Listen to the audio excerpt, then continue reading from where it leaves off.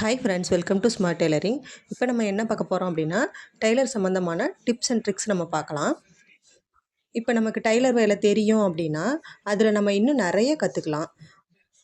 இப்போ வந்து ஆன்லைன்லேயே நிறைய தையல் சம்மந்தமான நிறைய வீடியோஸ் போடுறாங்க. அதை பார்த்து கூட நம்ம நிறைய கற்றுக்கலாம். இப்போ எடுத்துக்காட்டாக நானே நிறைய வீடியோ நான் போட்டிருக்கேன். அதை பார்த்து கூட நீங்கள் கற்றுக்கலாம். இப்போ நீங்கள் பிகினர்ஸாக இருக்கீங்க அப்படின்னா, என்னால் ஒரு நாளைக்கு ஒரு ப்ளவுஸ் தான் தைக்க முடியுது, அதுக்கு மேலே என்னால் தைக்க முடியல, எனக்கு ரொம்ப சோம்பேறித்தனமாக இருக்குது அப்படின்னு ஒரு சிலர் நினைப்பாங்க.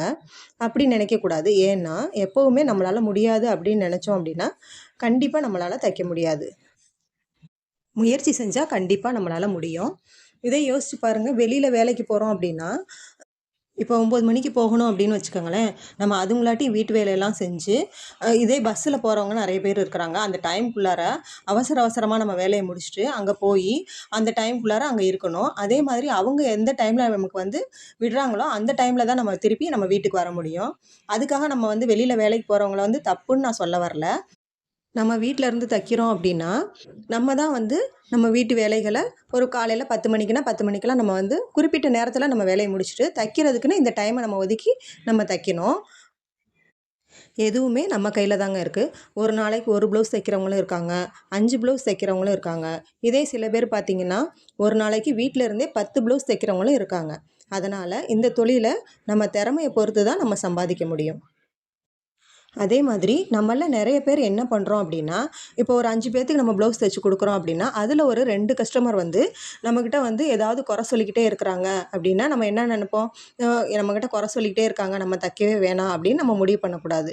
ஏன்னா இப்போ வந்து ஒரு டைலர் கடை வச்சுருக்கோம், இல்லை ஒரு டைலர் சம்மந்தமான மெட்டீரியல்ஸ் வச்சுருக்காங்க அப்படின்னா, அதை வந்து ஒரு சில பேர் மெட்டீரியல்ஸ் வாங்கிட்டு குவாலிட்டி சரியில்லை அப்படின்னு கொண்டாந்து ரிட்டன் நம்ம வந்து கொடுக்குறாங்க அப்படின்னா, அவங்க வந்து அதில் மிஸ்டேக் என்னவோ அதை மட்டும்தான் அவங்க வந்து சரி பண்ணி கொடுப்பாங்க.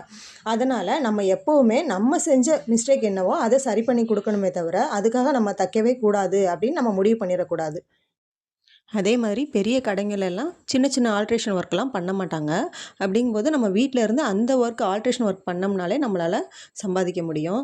இப்போ வந்து சுடிதார் மேயடி அடிக்கிறது, சுடிதார் கையை கட் பண்ணி நம்ம வந்து தைச்சு கொடுக்கறது, நைட்டி மேயடி அடிக்கிறது, சாரீ ஓரம் அடிக்கிறது, இந்த மாதிரி நிறைய நம்ம வந்து சின்ன சின்ன வேலைகளை நம்ம வந்து கற்றுக்கிட்டோம்னாலே நம்மளாலே வீட்டில் இருந்தே நம்மளால் சம்பாதிக்க முடியும். இப்போ நம்ம சும்மா இருந்தோம் அப்படின்னா, நமக்கு தேவையில்லாத சிந்தனைகள் தான் வரும். இதே நம்மள வந்து நம்ம ஒரு தொழில்ல நம்ம ஈடுபடுத்திக்கும்போது, நமக்கு வந்து தேவையில்லாத சிந்தனைகளும் வராது, குழப்பமும் வராது. என்ன ஃப்ரெண்ட்ஸ், நான் சொன்ன இந்த சின்ன சின்ன விஷயங்கள் உங்களுக்கு பிடிச்சிருக்கான்னு எனக்கு கமெண்ட் பண்ணுங்கள். இந்த வீடியோ பிடிச்சிருந்தா லைக் பண்ணுங்கள், ஷேர் பண்ணுங்கள். நம்ம சேனலை சப்ஸ்கிரைப் பண்ணி சப்போர்ட் பண்ணுங்கள். அனைவருக்கும் தமிழ் புத்தாண்டு நல்வாழ்த்துக்கள். நெக்ஸ்ட் ஒரு இன்ட்ரெஸ்டிங்கான வீடியோவில் சந்திக்கிறேன்.